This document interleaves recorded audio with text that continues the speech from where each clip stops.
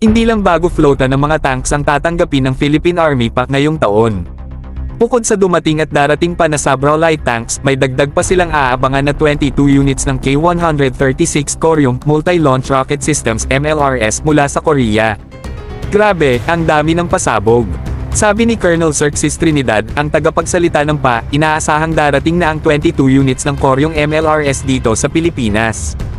Kapag andito na sila, gagamitin ito ng Philippine Army at Philippine Marine Corps PMC para ipakita ang kanilang lakas. Ngayon, pakinggan nyo to. Hindi lang basta military equipment ang mga MLRS na to. Oo, mga bro, ibinigay pa ito ng mabait na gobyerno ng South Korea. Salamat sa kanila sa suporta nila. Pero sandali lang, mga kaibigan, hindi pa dito natatapos ang saya. Mayroon pa palang bidding na nagaganap sa Department of National Defense DND para sa shipment. At alam nyo ba kung ano ang ibig sabihin nito? Ginagawa ng PA ang lahat para makuha ang pinakamagandang deal. Siguro, nagtatanong kayo tungkol sa budget, di ba? Huwag kayo mag-alala, mga bro.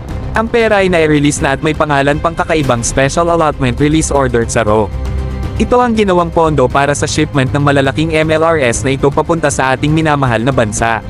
Hindi ko alam sa inyo pero excited na tayo na makita ang Philippine Army at Philippine Marine Corps na armado ng mga MLRS na to.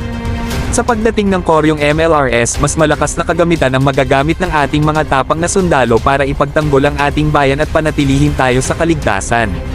Kaya, bigyan natin ng palakpakan ang mabait na gobyerno ng South Korea sa kanilang donasyon at ampas sa kanilang walang sawang pagpupursigi para makamit ang malalakas na MLRS na ito. Ito'y patunay ng patuloy na paglago ng samahan at pagkakaisa ng ating mga bansa.